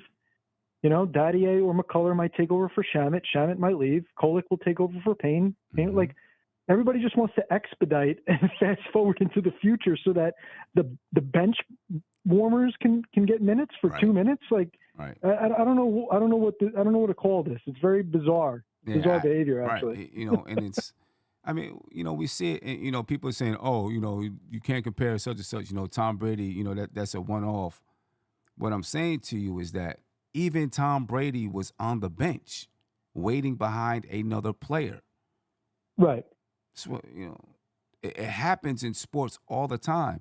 And who was it? B-Baller for Real said, "Oh, so LeBron should have sat and Kevin Durant." Kolek is not those guys. Some players come into the league and are this is what happens, especially in basketball. Because basketball is way more evident than even football, right? On how good a player is. You get in with a group of guys and you start playing basketball. And your best players are going to rise to the top. You know what I'm saying? Your best players are going to rise. And you'll look at other players and you'll say, okay, they need some development. They need some growth in these areas, right? So they're going to be players who are drafted. I mean, Kolek was drafted in the second round for a reason, right? And there are players that were more talented than him. You know what I'm saying? It doesn't mean that he may not become, whatever he's going to become. Sean, you said, people, okay, Tom Brady's situation is 1 in a million. So let's point to Jalen Brunson then. Right? Jalen Brunson was a second-round draft pick. Didn't get much playing time. You know what I'm saying? And then, his skills continued to grow. And then, when he got playing time, he took advantage of it. And now he's Brunson. And now under Tom Thibodeau, he's a perennial all-star. So I guess does Tom Thibodeau get credit for developing Jalen Brunson into a perennial all-star, or does he not get any credit? How about Karl Anthony Towns having his best season of his career? How about last year Isaiah Hartenstein, Dante DiVincenzo having the best seasons of their career? How about Julius Randle playing the best basketball of his career under Tom Thibodeau? Right. It's not just young guys that Tom Thibodeau develops. The youngest MVP of all time, Derrick Rose. It's not just young people he develops. It's also people in their 4th, 5th, 6th, 7th, and 8th season. Right. He maximizes everybody. He's got a higher winning percentage than 7 of the top 15 head coaches of all time. He maximizes his teams. He took a 500 ball club under Vinny Del Negro and got him to the Eastern Conference Finals at 62 wins in his first year as head coach. He took a 17-win Knicks team, same roster, and got him to 41-31 as a 4th seed his first year as head coach. I mean, and all this stuff. Oh, we got a second round ceiling. We got a second round ceiling with Tom Thibodeau. Look. If Nembhard doesn't make that prayer in Game 3 against Indiana, the Knicks get to the Eastern Conference Finals despite missing Julius Randle with an 8-2 or 8-3 record. Mm-hmm. They get to the Eastern Conference Finals last year. All right, let's just say hypothetically, Tyrese Maxey misses his prayer in Game 5 of the first round, and Nembhard misses his prayer in Game 3 of the second round. The Knicks get to the Eastern Conference Finals 4-1, 4-1, 2 gentlemen sweeps. Okay, fine. You want to give Tyrese Maxey his shot in round 1? All right, fine. That series goes 6. Let's call it 6 games against the Sixers. That's fine. But we know that the Knicks could have beaten Indiana in 5 games if Nembhard misses that shot, despite all the injuries. So, and it would have been a record of like 8-3. So like all this crap about, he can't get to the Eastern Conference Finals or whatever. We got a ceiling. Functionally speaking, he proved that he could. Like just because that shot went in or didn't go out, that has no bearing on Tom Thibodeau's ability to win games. I saw something the other day. They said that the Knicks are 66-0 in the last 66 games that they get a 15-point lead. That's due to in-game adjustments. Right. You don't go 66-0 when you have a 15-point lead, which is nothing in the modern NBA. Mm-hmm. You don't go 66-0 in the last 66 games with a 15-point lead because you don't know how to make in-game adjustments. So all of these narratives are crap. He develops young guys. He's capable of winning and getting to the Eastern Conference Finals and further. He's capable of in-game adjustments. All this stuff is nonsense. All these people talking about Tyler Kolek should have got 2 minutes in freaking December are out of their minds. The big picture is the Knicks fix the defense. Towns, Bridges, and Anunoby are playing excellent basketball without Brunson. Brunson's going to be back before the playoffs, and we've got a shot at doing damage. Everything's got to come together. It's going to be very tough to get, even to get past the first round, but we'll see how it goes. Yeah. I appreciate it, Nick. Take care, brother. Take care, man. Appreciate it. And yes, ladies and gentlemen, Brunson did play in his rookie year. And then his minutes dropped in the second year. The Dallas Mavericks were like 33 and 49 or something like that. And then his minutes dropped the next year.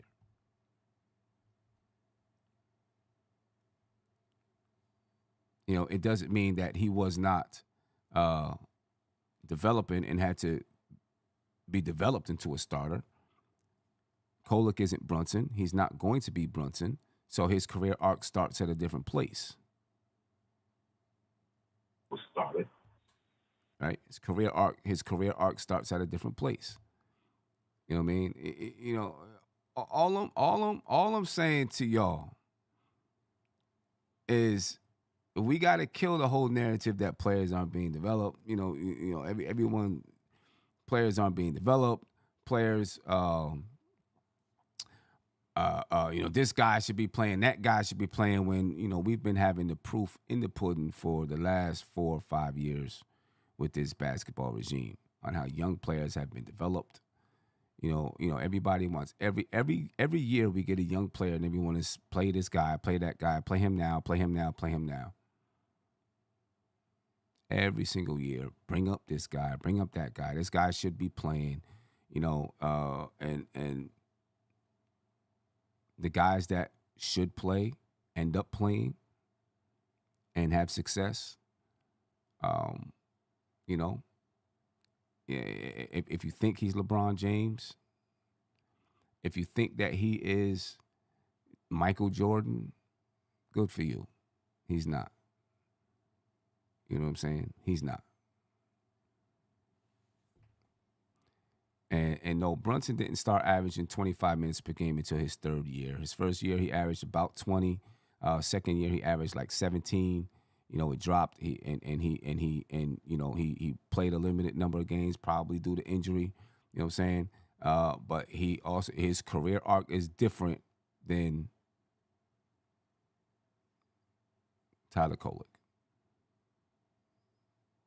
You know what I'm saying? And Dallas was a terrible if this team was 33, if this was a 33-win basketball team, you might be seeing him play different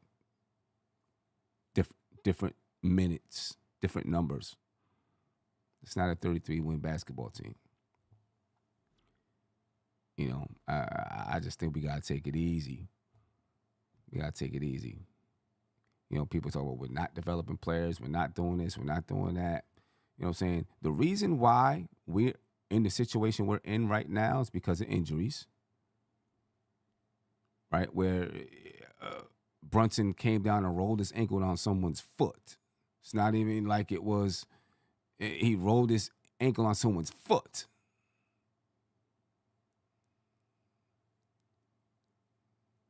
You know what I mean? If that didn't happen, Brunson is still out there. We're looking different. Maybe we have 50 wins already, or 48 or 49. You know what I'm saying? And we're playing different, and we're looking different, and we're saying, okay. You know, because we were on pace to have the best record that, you know, when we were healthy, we were on pace to have the best record that we've had in more than a decade. Come on. Brooklyn Put said, Sim, we're going into 6 years with Tibbs in this management. How long are you giving him? Let's have some context to that. Let's add some context to it, because we are going on six years. This is 5th year, whatever it is, right? Let's add context. So let's look at the years. All right. As Nick just said, and Silk, I got you on the line. I got my man Silk on the line. But as Nick just said, he took a 17-win team, turned it into a playoff team the next year with the same roster. That was year 1. That's undeniable. That's what happened. We all know that's what happened. We witnessed it. We saw it. We watched it happen. Right? And people were amazed, like, wow, with Elfrid Payton? Yes, that's exactly what happened in year 1. Right? In year 2, 37 wins, didn't make the playoffs. We had some, we had injuries, et cetera. Boom, boom, boom. Year 3, 47-35, make the playoffs. Year 4, 50 wins, make the playoffs. Right? And now we are in year 5. Right? So when you talk about context, besides 1 year, we've gotten better each season. Now, when you talk about this season, you have to, if you're going to talk about this season and say, how long are you giving him? If you're going to talk about this season, you have to talk about the fact that the team has changed. And this is a very new basketball team. That's context to your comment. This is a very new basketball team. Look at the tenure of this basketball team, ladies and gentlemen. Please. Look at the tenure of players who've been on this team. Mikal Bridges, first year. OG Anunoby, a year and a half on this a season and a half on this basketball team. Cameron Payne, first year on this basketball team. Karl Anthony Towns, first year on this basketball team. Landry Shamet, first year on this basketball team. Precious Achiuwa, a year and a half on this basketball team. Add context to it. Give the correct context if you're going to bring it. Josh Hart is in year 2.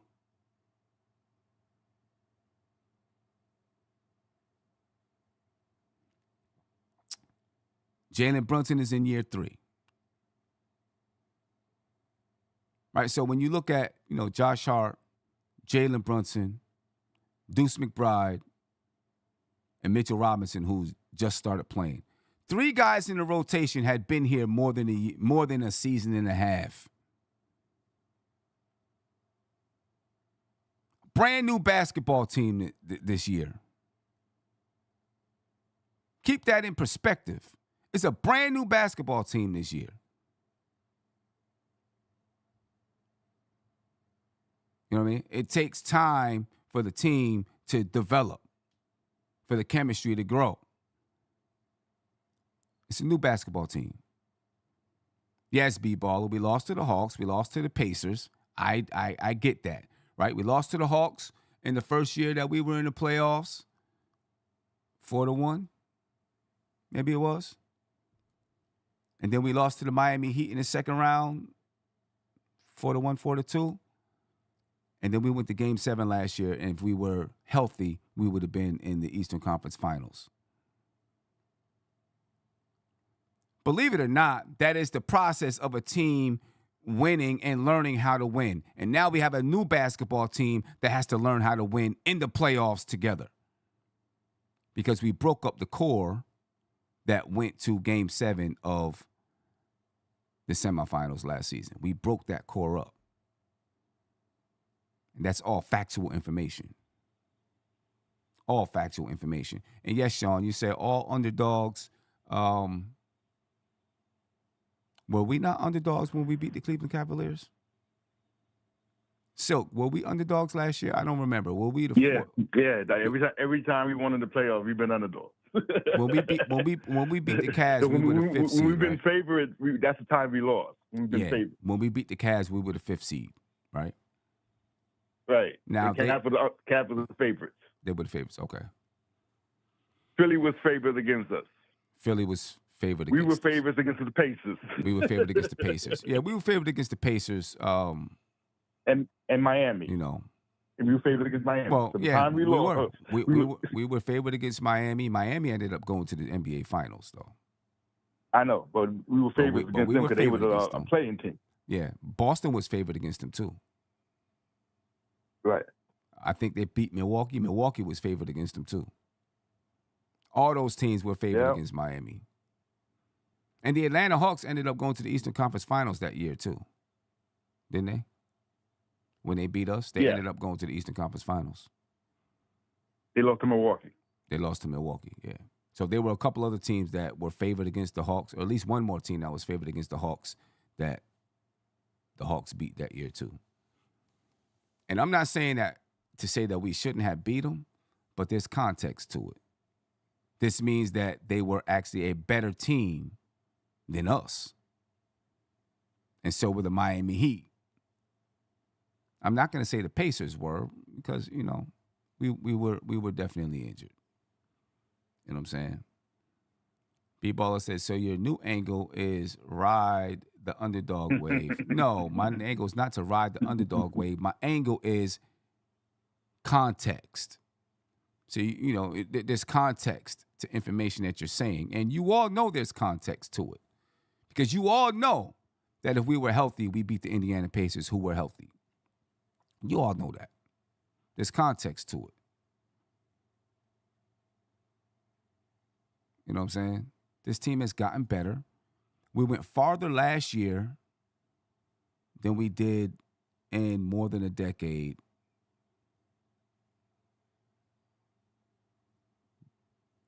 Then we break up the core. We get we get a new basketball team. You know what I mean? And you all expect sparks. You expect LeBron James, Chris Bosh, and Dwayne Wade.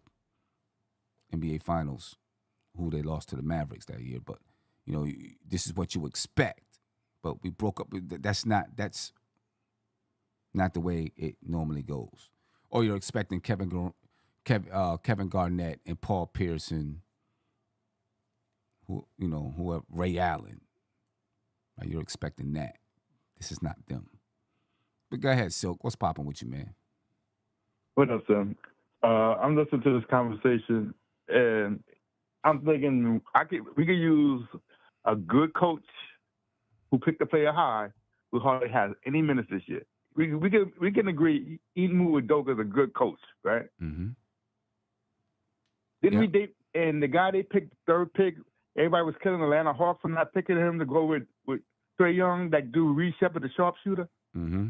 And he spent most of this league the first year in the G League because he came in the league with his NBA skill, sharpshooting, but his ball handling and his defense was not NBA ready.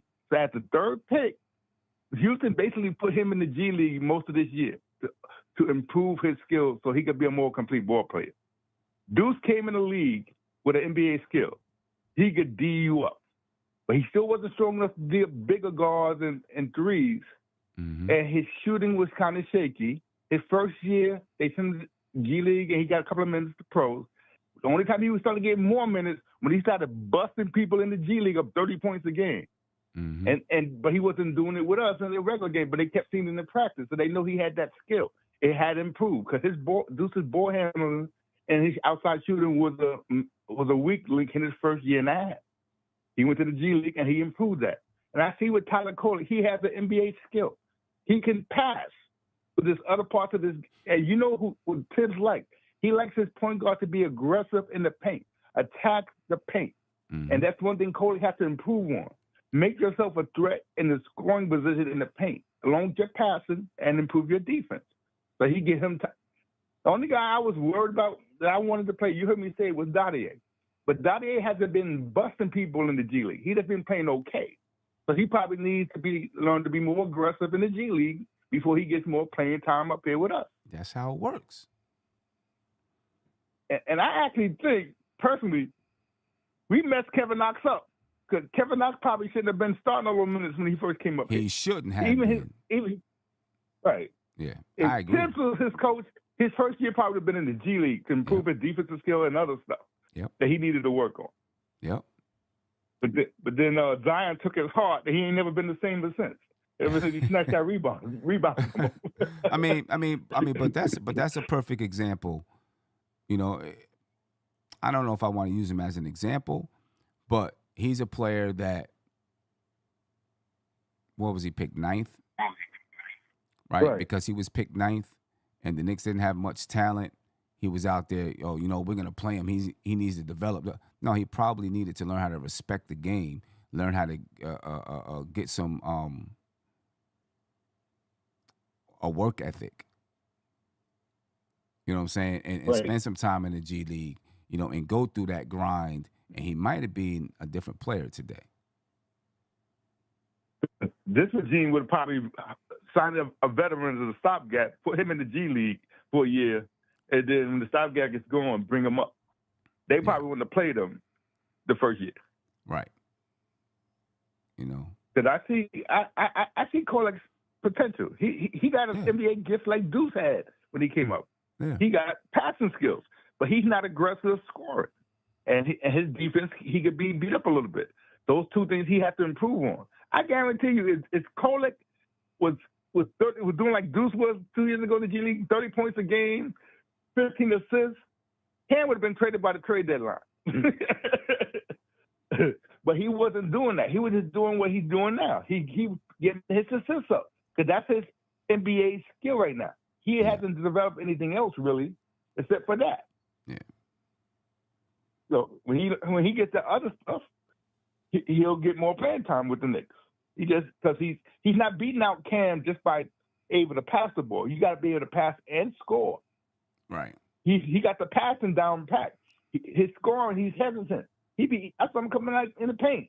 He wasn't even looking to try to put up a shot. He was just looking to pass. And so look at Brooklyn Butch said, if Knox had come into the league at 22, it would have been different. #context. Let me add context to your context. I don't care what age you come into the league. If you need development, you need development. Just because you're 22 years old doesn't mean you're a complete player. Doesn't mean that you don't have to work on your game. Doesn't mean that there's 22-year-old players that get drafted every year that never play in the league. I don't care what your age is. And then there's 19-year-old players or 18-year-old players that get drafted and they play and they have success in the league. We've seen them all the time. And they have success in the league. So it doesn't matter to me what your age is. The only thing that matters to me is, do you need development? That's all that matters. Do you need some development in areas before your coaches believe you're ready to play in the NBA? That's what matters. And obviously, they felt he needed development in areas. And we're not going to be privy to that. We're not going to see his developmental plan. We're not going to see all of those things. We're not supposed to.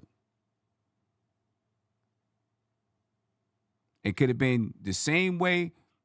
It could have been. I'm not saying it is. I'm saying it could have been the same way with Tyler. That if he played the way Kevin Knox did, maybe it would have hurt him more than it helped him. We don't know. Or maybe it would have helped him more. We don't know. What I'm saying is the coaching staff recognized that he wasn't ready, needed more time to cook, and there you go. And his defense is better because he got bigger. He's much bigger than he was when he first started. He's not getting pushed around like he was before. They still picking on him, but not like before. Before they touched how he backed up 3 feet. But he see his shoulders got bigger and strong. He got a little bit more bulk to him. So he's able to handle that pressure of the NBA defense a little better. But he's still getting picked on.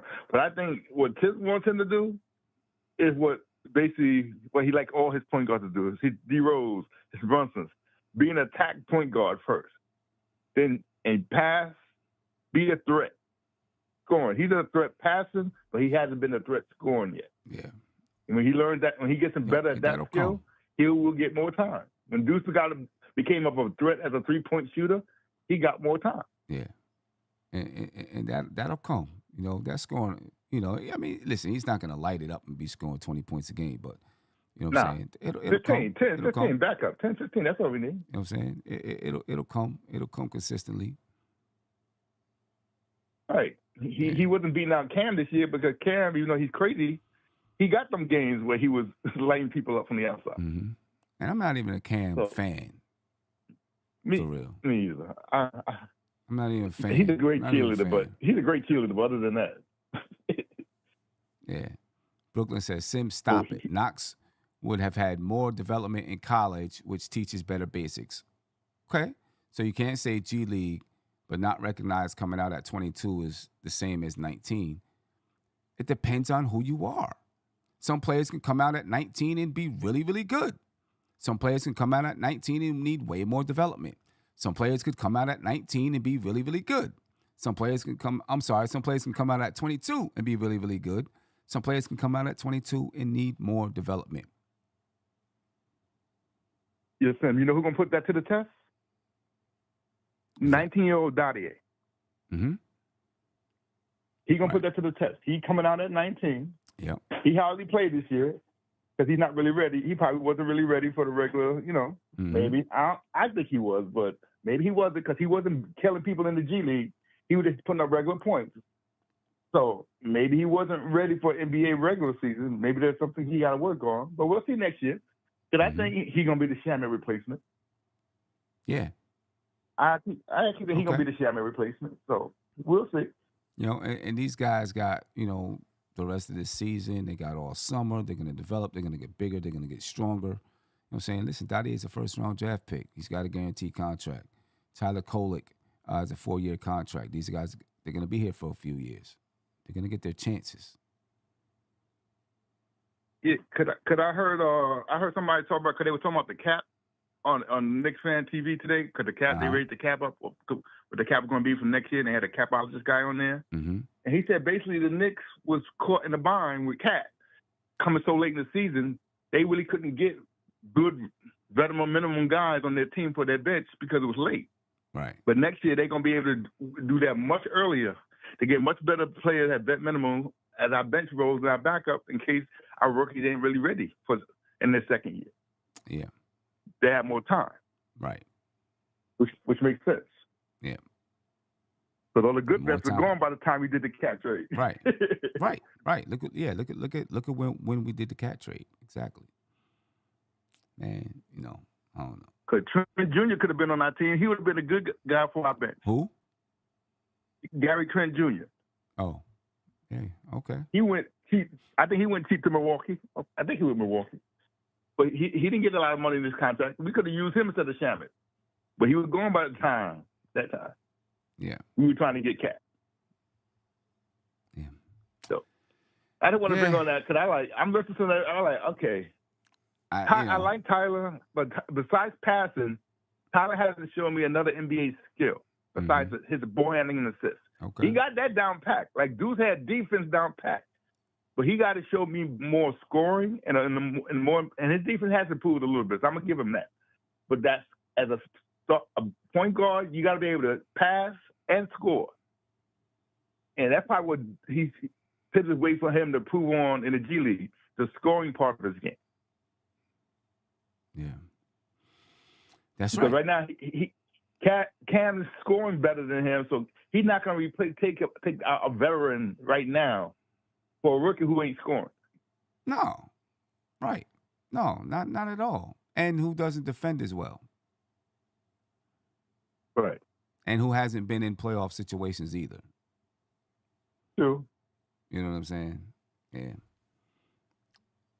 Nah, listen, I love what Tyler is doing. You know what I'm saying? I love what Tyler is doing right now. When we're healthy, he's going to go back to being situational, and I'm okay with that too, because that is how that's the league. That's how you develop. You know what I'm saying? That's how you grow to be ready. Because there's a mindset to being ready in the NBA. You know what I'm saying? There's a mindset that, like I was telling Tony the other day. You know what I'm saying? These guys get ready for the beginning of the year, the beginning of their career, and the end of their career. You know what I'm saying? People talk about it being for the long haul. That's the long haul for these players too. You know what I mean? Yep. Players are going to come back and get healthy. Most likely, Tyler's going to go back to the bench. Dislocated shoulder his second year because he had to get used to playing against big guards. And he dislocated his shoulder, lost the whole year. Yeah. He had to learn how to go against bigger guards. Yeah. Brooklyn Butch said Cam is shooting 27% though. What is Tyler shooting since he's been getting playing time? And I'm not even trying to hate on him. He's made one shot, maybe, since he's been getting playing time. It's so much more. It's so much more than that.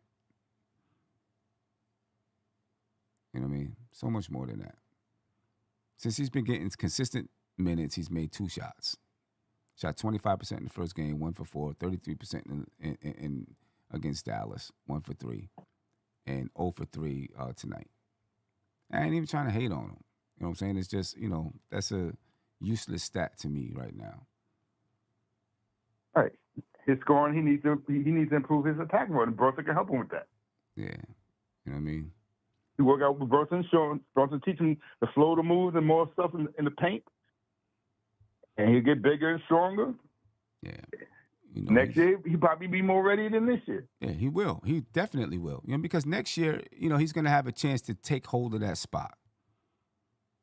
He's going to have a chance to claim it. He's going to come in the training camp. He's going to have a chance to claim it.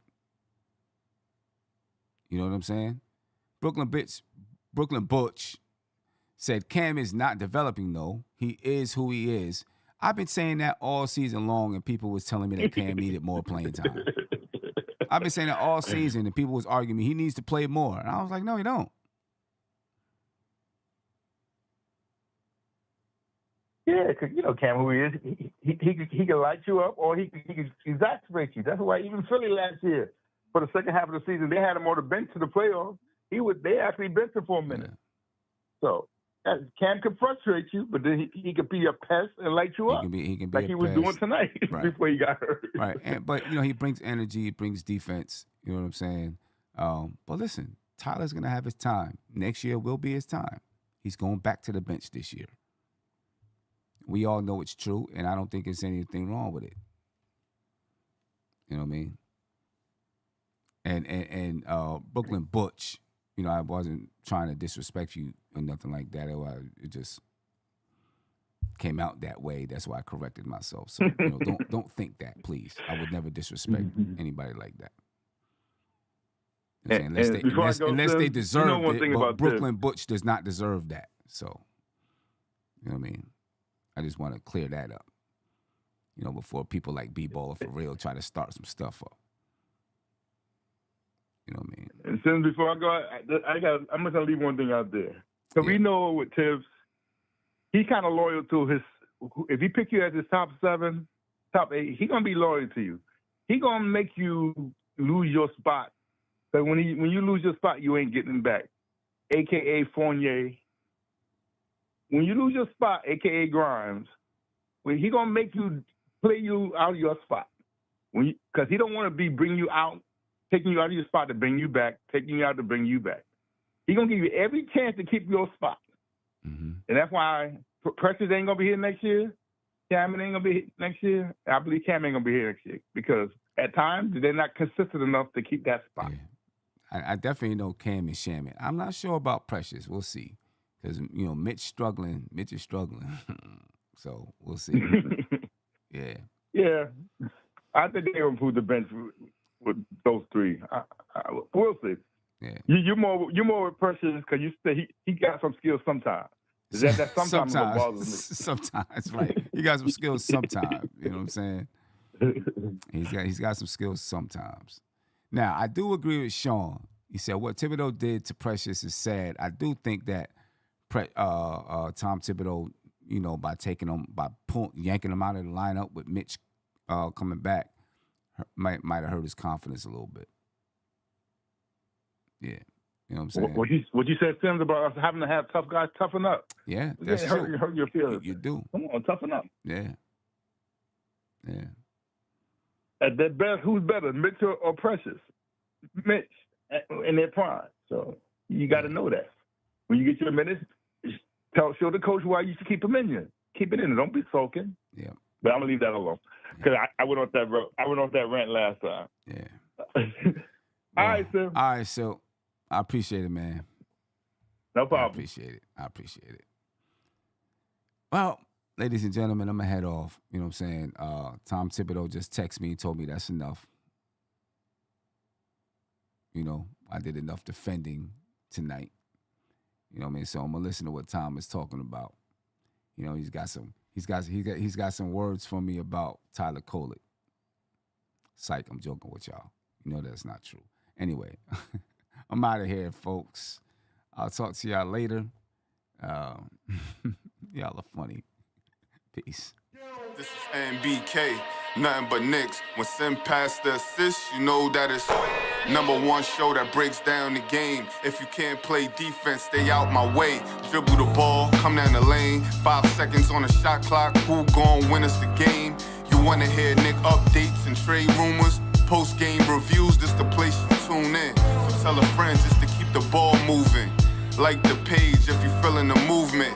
Every game we coming to win. Give us a sub like a player that came off the bench. This is NBK, nothing but Knicks.